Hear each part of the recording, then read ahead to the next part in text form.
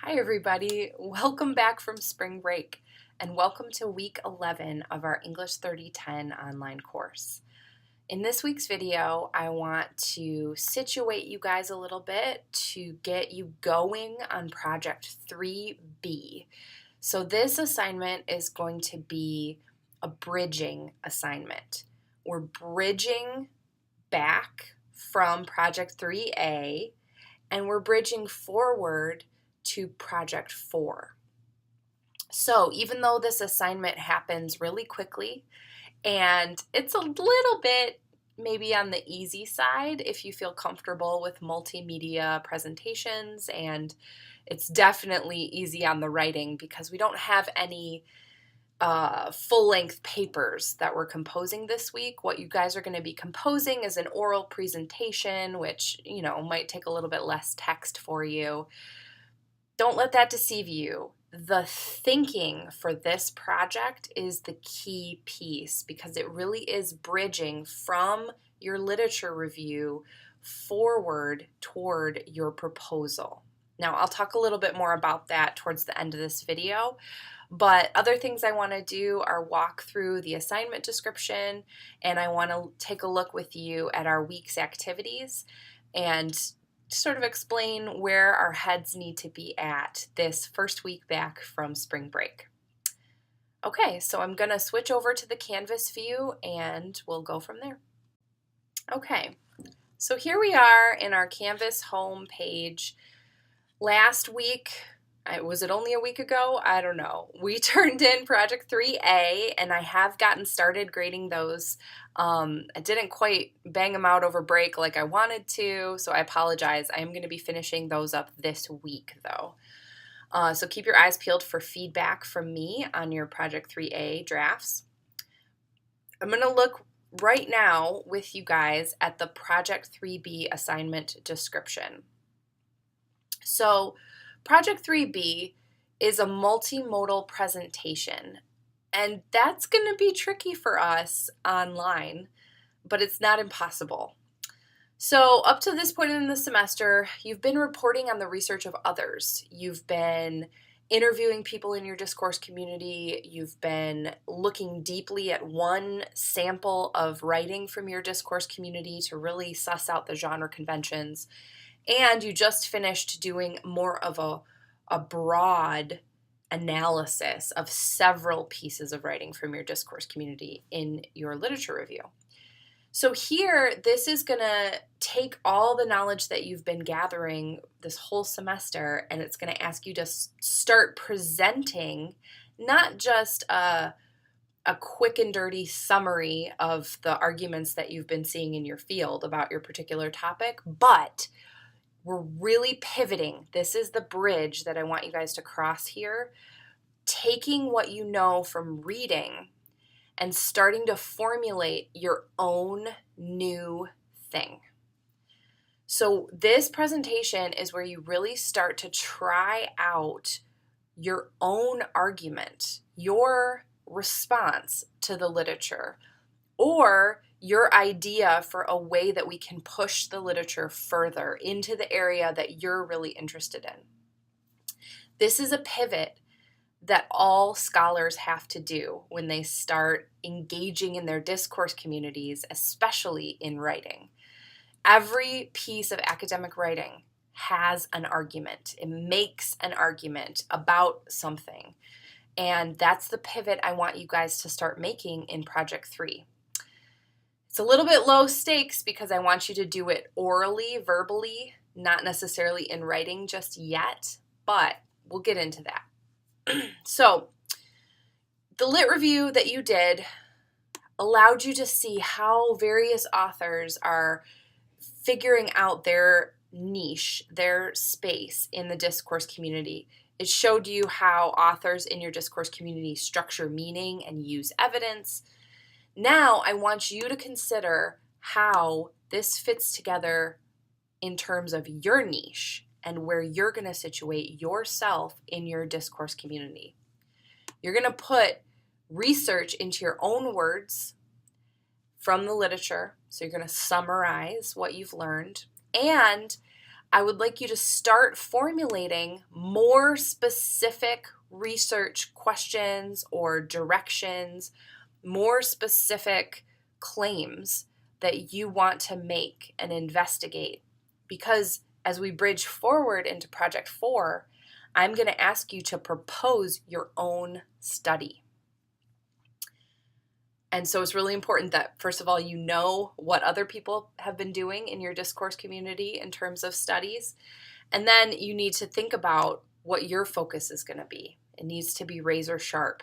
Now that you've read widely about your topic, what gaps do you see? What are people not saying that you want to hear? What are people not talking about that you really want to have explained? What else would you like to know about your topic? How are other researchers gathering data, and do you have questions about their methods or critiques or ideas for new methods? Are there other data retrieval methods that you could explore within your discourse community, and what kind of research would you like to propose for your next project? So as you can see, all of those questions, whoops, I almost went to YouTube. All of those questions are really stuff you got to wrestle with up here. They're not necessarily things that you're going to fully articulate, or maybe you won't even be able to articulate them yet in your presentation, but I want you to try.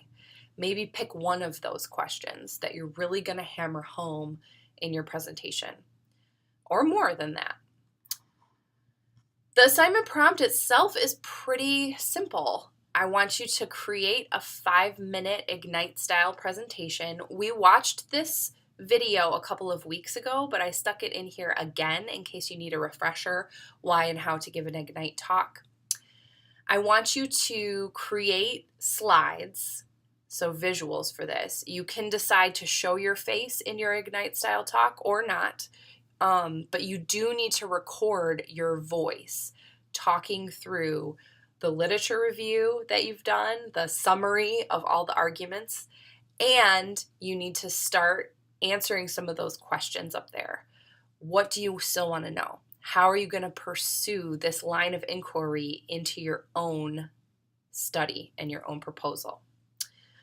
So your presentation should highlight 2 major points, and I just said them, but we're going to just review them anyway. The main arguments already found in the research. So you've done this already. You wrote a whole lit review about this. Now you need to verbalize it in a succinct way. And what are you going to add to it? Where are you going to go next? Because that's what you're going to do in Project 4. So it's good that we start thinking about it and teasing it out. This presentation is a way for you to engage with our class and work through the potential ways that you can explore this topic. You, yes, you're going to take the next step. And in Project 4, you are going to compose a research proposal situated within your discourse community about a thing that you want to investigate. So that's why this assignment is really a bridging assignment, because you're pulling from what you've already read in the literature and you're using it to propel you forward into your own research, your own primary research. So the minimum requirements, I really want you to try to keep this to 5 minutes, 20 slides minimum that you can talk through if you're doing the math, about 15 seconds. Definitely need to have citations for your images at the end of the slideshow and any sources that you are touching on. Audio recorded synthesis, your voice talking through the literature, and audio recorded introduction of your proposal idea. So this is going to be due this coming Sunday. I know that feels like a quick turnaround time, but once again, you've done all the heavy lifting in that your literature review is already completed. So this is just sort of putting things together in a summary form and presenting them in a multimodal fashion. Multimodal just means multiple ways. So you're doing it audio recording and you're doing it visually. That's all that means. All right, so here's your rubric. You can check out your learning objectives. I'm going to hop back out and look at our week's activities. Since this Project 3B is happening in a week, we've got a lot going on. So what you'll see here, as soon as Canvas stops wigging out, is that our week 11 activities are going to include making your slides. Well, first of all, watch your week 11 video, which you're already doing. High five. Make your slides, upload your slides for peer review. So that's the first bit, is that you're going to make your slides, you're going to upload them to the discussion thread to give and receive feedback. Your multimodal presentations aren't going to be due until Sunday night, but also there's some things that I'd like you to kind of be paying attention to, including looking at a student sample, which I want to talk about in a second, reading from the Wadsworth Guide from your textbook about how to write a research proposal. Since we're going to jump right into that next week, I want everyone to have a solid foundation about what that means. And then finally, this week, I'd like you to tackle Reflection Journal 7. And just a heads up, when you write Reflection Journal 7, there is a portfolio moment. So that means after you've written your response and reflected on the prompts, take a minute to grab a piece from projects 3A and 3B, something that demonstrates your learning and your growth as a writer, and upload it to your OneDrive portfolio. Okay, so I want to pull us back to the main Canvas page. I'm going to show you guys where the student sample is. And I have a note for you guys, something that I want you to be looking for or maybe critiquing. So if you go down to our student samples module, there is a Project 3B Ignite presentation. It should open right up when you click on it. It's embedded into our course site. I'm going to hop on this and try to... Okay, so you can press play here, and you'll see that this presentation is really well put together in how the visuals interact. But there's some critiques that I have, and I chose this sample on purpose because there's a lot of good content, and it's very professionally put together so that you can see kind of how it should flow and how the audio can be embedded, etc. But a couple of things I want you guys to think about when you're watching this. First of all, one thing that I wish this student had done a little differently would be less text on the actual slides.